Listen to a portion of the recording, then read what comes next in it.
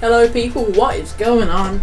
I am Oidh and I am bringing you this part 2 of this Call of the Dead gameplay. If you haven't seen part 1, go to our channel, skip back and go and see it, so you can get the full experience and see the whole of this. That was kind of cheesy. Anyway, I started off in the starting room, obviously, so I picked up the MP40, I ran around onto the boat, and this is a perfect strategy for the start of the game. You want to head onto the boat, because then you can get the power on, then you can get the Juggernaut, and then you can like get the ball rolling and get going like perfectly. It's just a good point building gun as well, the MP40. On any map with the MP40 like this in Kino, I will buy it, because it's just that useful for building points, and points are the most important thing right at the start of the game. They're just brilliant. So anyway,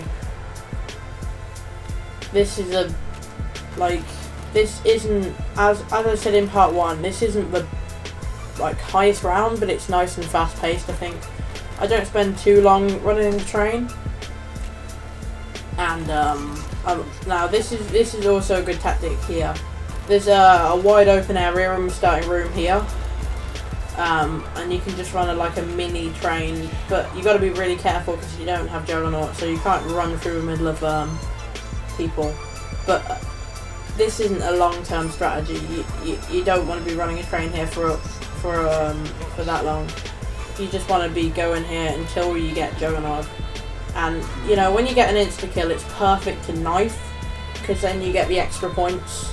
You get double the amount of points if you get a knifed kill than if you get a normal kill. Now I pick up a death machine right here. The best thing to do when you got a death machine on a round like this, when you're here, is just get George in the water and spray him with it. He does have a bit extra health when he's in the water, I noticed, but you know, it just keeps you a bit safer. And you don't have Juggernaut, so you can only take like 4 or so hits from him.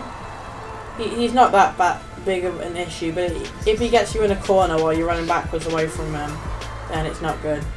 There we took about a quarter of his health off, so you know, it's helpful, and especially if you done the Easter egg, then you can get your Wunderwaffe. If you've done the solo Easter egg, then when you kill George, you get a Wunderwaffe with full ammo until you run out of ammo. It looks like a death machine power up, but it's actually a lightning bolt power up, which is really cool. Now I've already turned the power on, and now I've got just enough to go down and get myself Juggernaut. Juggernaut is the most important thing on zombies, I think, to do well, because if you got an MP40, you can survive till round 10 or so just on the MP40, but you need the Juggernaut in case you get double hit or something like that. It's just really helpful. So that's also showing you where Juggernaut is from the start room, so it's helpful. If you haven't played this map before, or you haven't downloaded it, be sure to go and download it. It's a really good map. Oh, sorry, I've got my Xbox on, so there's some background noise. I'll turn it off for you. Okay. So, I don't really know what to talk about now. Oh yeah, the M1911 is a really good point gun.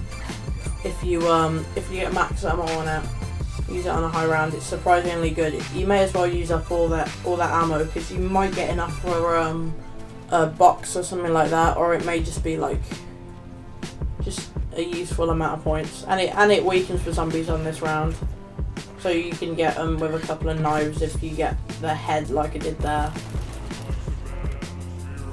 But this is a really odd map. It's either a love me or hate me map. At the moment, I really like it. It's a really good map. But I used to really hate it, because it's one of those maps where the first time I went on this, I went on it with my friend Joe, and the second, some people from my school are going to be thinking, not Joe Lord, but you know, anyway. So I went on it with my friend Joe from where I live, and we immediately shot George Romero because we're like, okay, do we get a boss round straight away? But then we got owned. But you know, it's all of a sudden I got really good at it. But then with Shangri-La, just saying, first attempt I had at that, I got round 12, I think. But I can't get much over 20 on that. So it's just not good.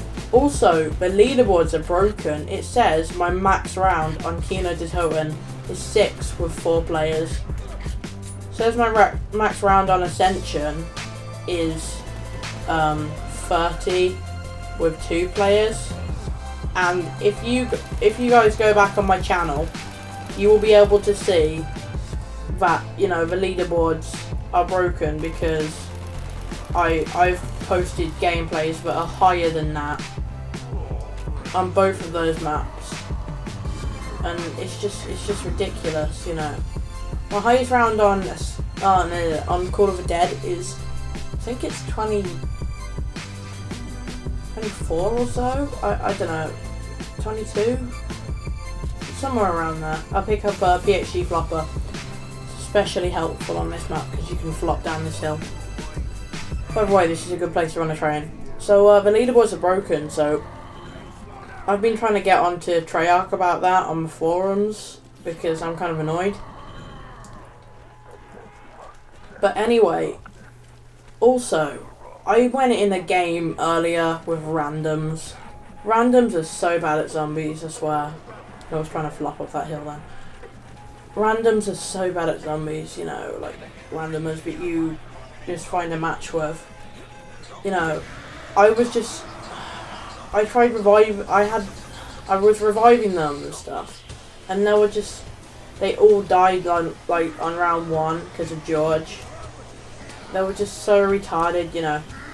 Sometimes randomers can be decent, you know, like, but it's still like a 1 in a million chance of finding a zombie player that's like can meet up to my skill level, which isn't even incredibly high. But I like to think I'm quite good. Anyway, so like even video cut out. But even the people on my friends list are like higher than are like still decent. But you know, like the average on my friends list is pretty decent, but still when I go in random games, they're just terrible. So like, post what you think in the comments about randoms, and see you in a bit, guys. Bye.